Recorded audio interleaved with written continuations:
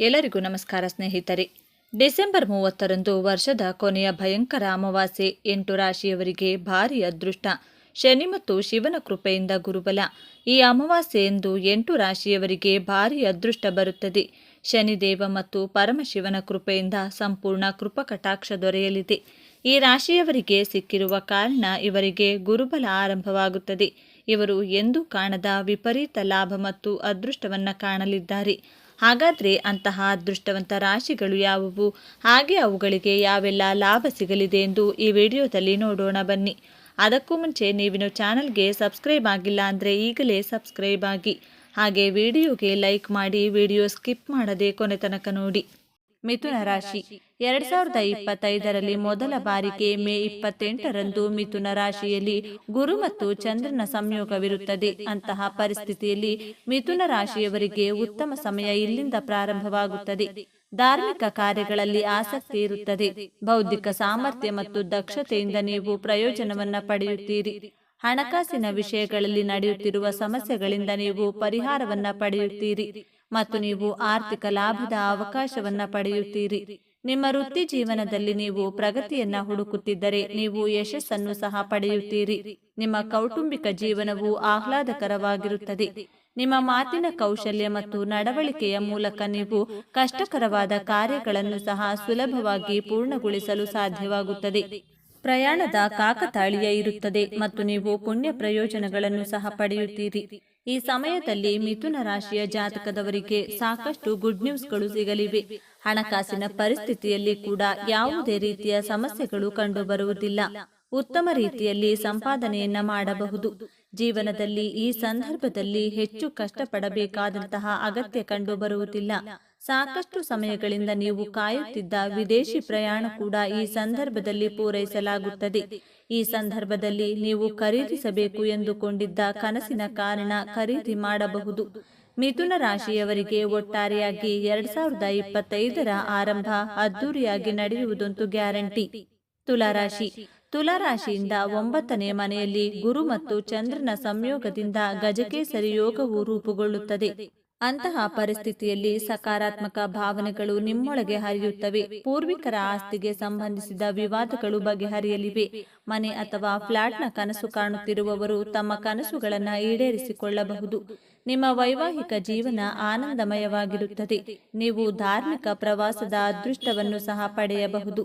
ಪೂರ್ವಿಕರ ವ್ಯವಹಾರದೊಂದಿಗೆ ಸಂಬಂಧ ಹೊಂದಿರುವವರಿಗೆ ಗಜಕೇಸರಿ ಯೋಗವು 2025ರಲ್ಲಿ ಲಾಭದ ಅವಕಾಶಗಳನ್ನು ತರುತ್ತದೆ ಮತ್ತು ಅವರು ತಮ್ಮ ವ್ಯವಹಾರವನ್ನು ವಿಸ್ತರಿಸಬಹುದು. ಧನಸ್ಸು ರಾಶಿ. ಧನು ರಾಶಿಯಿಂದ 7ನೇ ಮನೆಯಲ್ಲಿ ಗುರು ಮತ್ತು ಚಂದ್ರರ ಸಂಯೋಗದಿಂದ 2025ರಲ್ಲಿ ಗಜಕೇಸರಿ ಯೋಗವು ರೂಪುಗೊಳ್ಳುತ್ತದೆ.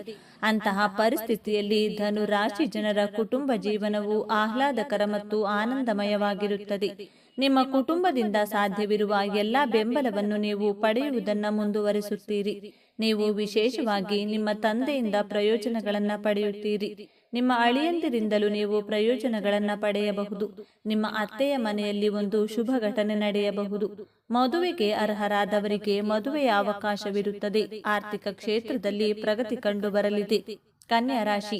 ಮಿಥುನ ರಾಶಿಯವರನ್ನು ಹೊರತುಪಡಿಸಿ ಬುಧ ಕನ್ಯಾ ರಾಶಿಯವರಿಗೆ ಗಜಕೇಸರಿ ಯೋಗದ ಲಾಭವು ದೊರೆಯಲಿದೆ. ಈ ವರ್ಷ ಕನ್ಯಾ ರಾಶಿಯವರಿಗೆ ಗಜಕೇಸರಿ ಯೋಗದಿಂದ ನೆಮ್ಮದಿ ಸಿಗಲಿದೆ. ಕನ್ಯಾ ರಾಶಿಯ ಜನರು ಶಿಕ್ಷಣ ಕ್ಷೇತ್ರದಲ್ಲಿ ಯಶಸ್ಸನ್ನ ಪಡೆಯುತ್ತಾರೆ. ವಿದೇಶ ಪ್ರವಾಸ ಅಥವಾ ವಿದೇಶದಲ್ಲಿ ಕೆಲಸ ಮಾಡಲು ಇಚ್ಛಿಸುವವರು ಪ್ರಯತ್ನಗಳನ್ನ ಮಾಡಿದರೆ ಈ ವಿಷಯದಲ್ಲಿ ಯಶಸ್ಸು ಸಿಗುತ್ತದೆ. ಆದ್ದರಿಂದ ಅವರು ಪ್ರಯತ್ನಗಳನ್ನ ಪ್ರಾರಂಭಿಸಬೇಕು. ಕನ್ಯಾ ರಾಶಿಯವರಿಗೆ ಗಜಕೇಸರಿ ಯೋಗದಿಂದ ಈ ವರ್ಷ ವಾಹನ ಸುಖದ ಅವಕಾಶವು ದೊರೆಯಲಿದೆ. ನೀವು ವೈವಾಹಿಕ ಜೀವನದಲ್ಲಿ ಸಂತೋಷವನ್ನ ಕಾಣುವಿರಿ ಮತ್ತು ಅರ್ಹ ವ್ಯಕ್ತಿಗಳ ವಿವಾಹಕ್ಕೆ ಸಂದರ್ಭಗಳಿವೆ.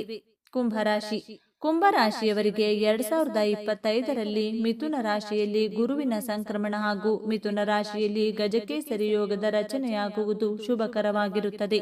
ಕುಂಭರಾಶಿಯ ಜನರು ಸಾಡೆ ಸಾತಿಯ ಕೊನೆಯ ಹಂತದಲ್ಲಿರುವವರು. ತಮ್ಮ ವೃತ್ತಿಯಲ್ಲಿ ಪ್ರಗತಿಯನ್ನ ಪಡೆಯುತ್ತಾರೆ. ಆರ್ಥಿಕ ಲಾಭವನ್ನು ಪಡೆಯುತ್ತೀರಿ. ಮಕ್ಕಳನ್ನ ಹೊಂದಲು ಬಯಸುವವರು ಅವರ ಮನೆಗಳಲ್ಲಿ ಸಂತೋಷದ ಶಬ್ದಗಳು ಪ್ರತಿಧ್ವನಿಸುತ್ತವೆ. ಕುಂಭರಾಶಿಯವರಿಗೆ ಶಿಕ್ಷಣ ಕ್ಷೇತ್ರದಲ್ಲೂ ಯಶಸ್ಸು ಸಿಗುತ್ತದೆ. ಧಾರ್ಮಿಕ ಕಾರ್ಯಗಳಲ್ಲಿ ಮತ್ತು ಆಧ್ಯಾತ್ಮಿಕ ವಿಷಯಗಳಲ್ಲಿ ಭಾಗವಹಿಸುವುದರಿಂದ ಪುಣ್ಯ ಪ್ರಾಪ್ತಿಯಾಗುತ್ತದೆ.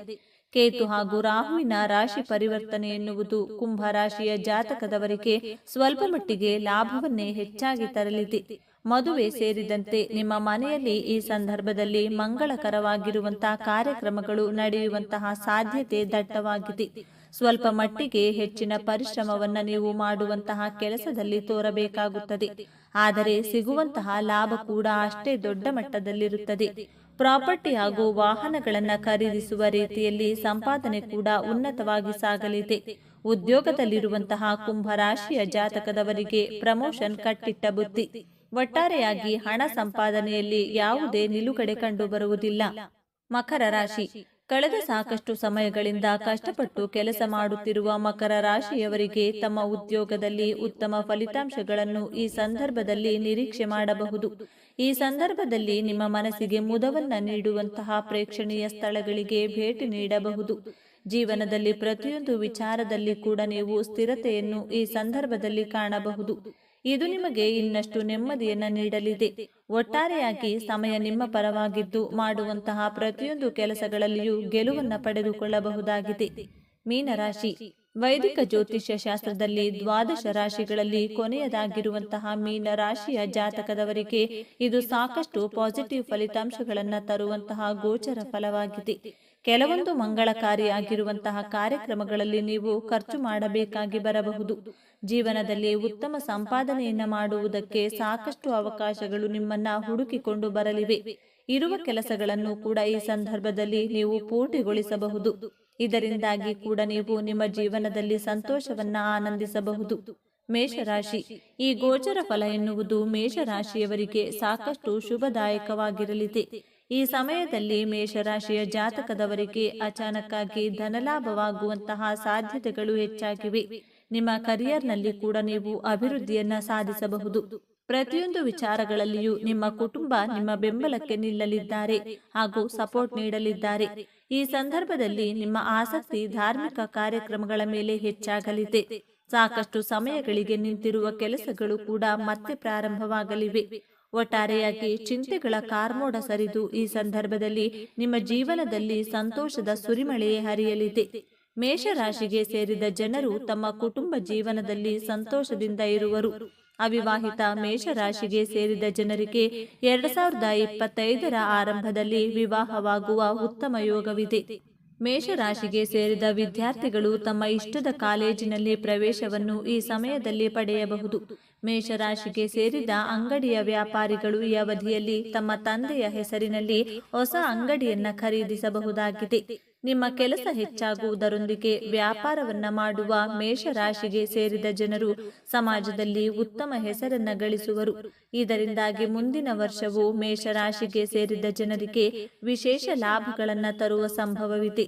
ಹೊಸ ವರ್ಷ 2025 ಮೇಷರಾಶಿಯವರಿಗೆ ತುಂಬಾ ಉತ್ತಮವಾಗಿರಲಿದೆ. ಸ್ನೇಹಿತರೆ, ಈ ಮಾಹಿತಿ ನಿಮಗೆ ಇಷ್ಟವಾಗಿದ್ದಲ್ಲಿ ದಯವಿಟ್ಟು ಶೇರ್ ಮಾಡಿ, ಲೈಕ್ ಮಾಡಿ ಮತ್ತು ನಮ್ಮ ಚಾನೆಲ್ಗೆ ಸಬ್ಸ್ಕ್ರೈಬ್ ಆಗಿ. ಎಲ್ಲರೂ ಭಕ್ತಿಯಿಂದ ಓಂ ಶ್ರೀ ಶನೇಶ್ವರಾಯ ನಮಃ ಅಂತ ಕಮೆಂಟ್ ಮಾಡಿ. ಧನ್ಯವಾದಗಳು.